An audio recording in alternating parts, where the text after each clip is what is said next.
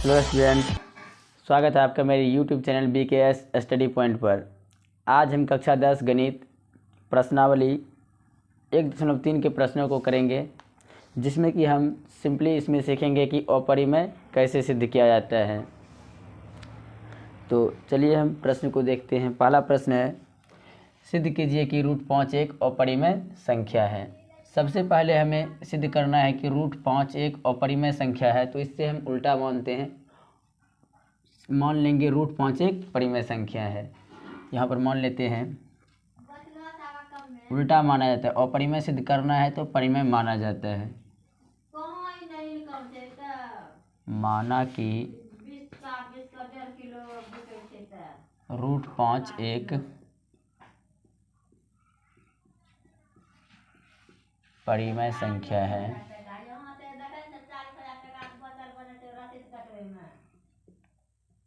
जो P/Q के रूप में है, जहाँ P और Q पूर्णांक है तथा Q बराबर नहीं 0। साथ ही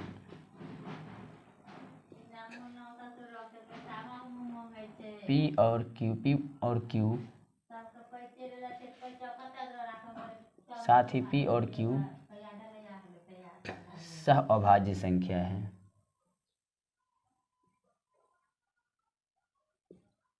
सहअभाज्य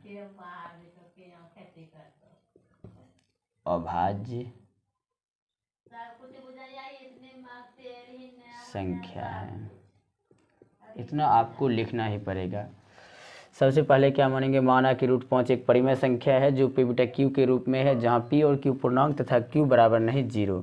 साथ ही P और Q सहअभाज्य संख्या है, यानी P और Q का कोई गुणनखंड नहीं है। सहअभाज्य संख्या का मतलब होता है ऐसी दो संख्या जिसका कि HCF 1 होता है।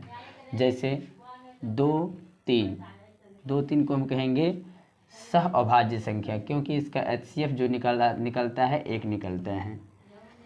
इसी तरह से हम 3, 5 को भी सहअभाज्य संख्या कहेंगे, क्योंकि इसका भी HCF 1 निकलता है। मौसम, इन दोनों का मौसम 1 निकला तो इसको क्या कहेंगे, सहअभाज्य संख्या। इसी तरह से हमने यहाँ पर माना कि √5 एक परिमेय संख्या है जो P/Q के रूप में है, जहाँ P और Q पूर्णांक है तथा Q बराबर नहीं 0। साथ ही P और Q सहअभाज्य संख्या है। तो अब चलिए हम इसको प्रूव करते हैं। √5 को हम P/Q के रूप में माने हैं, तो लिख देंगे अब √5 बराबर P/Q। दोनों तरफ वर्ग कर देते हैं।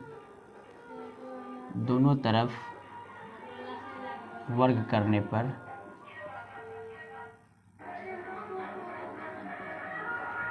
दोनों तरफ वर्ग करेंगे, √5 का वर्ग हो जाएगा और P/Q का वर्ग हो जाएगा। तो यहाँ पर √5 का वर्ग निकल जाएगा 5 और इधर हो जाएगा P² यहाँ से एक Q को हम इधर लाते हैं, 5Q बराबर हो गया P²/Q।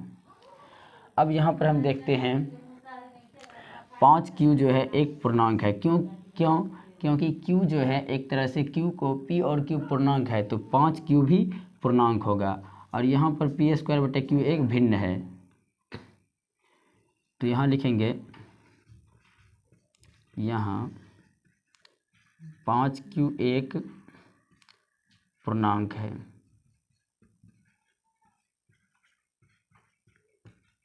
तथा P²/Q एक भिन्न है।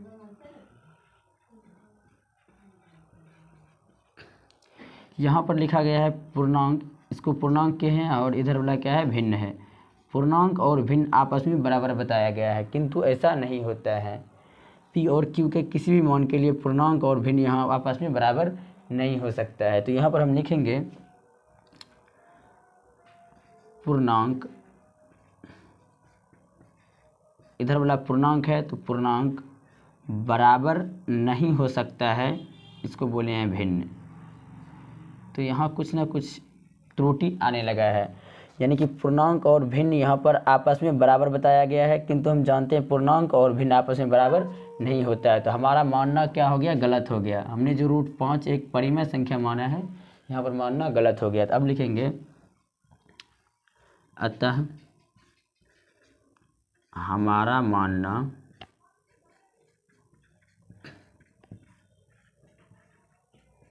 गलत है कि √5 एक परिमेय संख्या है।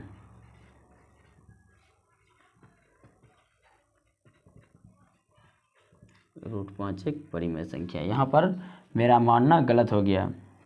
तो जब परिमेय संख्या नहीं है तो √5 एक वास्तव में ही अपरिमेय संख्या होगी। अब इसलिए हम लिख सकते हैं, इसलिए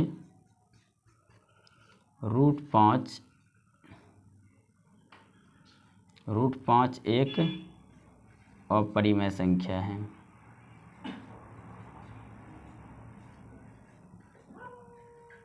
अपरिमेय संख्या है, प्रूव्ड।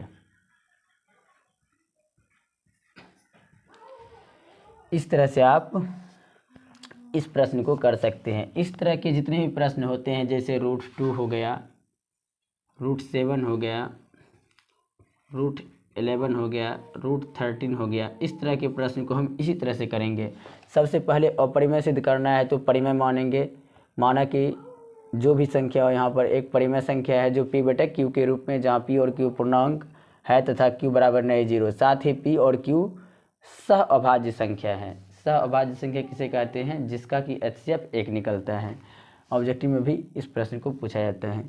तो हमने यहाँ पर √5 को p/q के रूप में माना है, तो यहाँ पर लिख दिए √5 बराबर p/q। दोनों तरफ वर्ग किए, दोनों तरफ वर्ग करेंगे तो √5 का स्क्वायर हुआ, इधर p²/q²। और √5 का स्क्वायर जो है 5 होता है। जब भी किसी रूट पर स्क्वायर चढ़ता है तो रूट हट जाता है।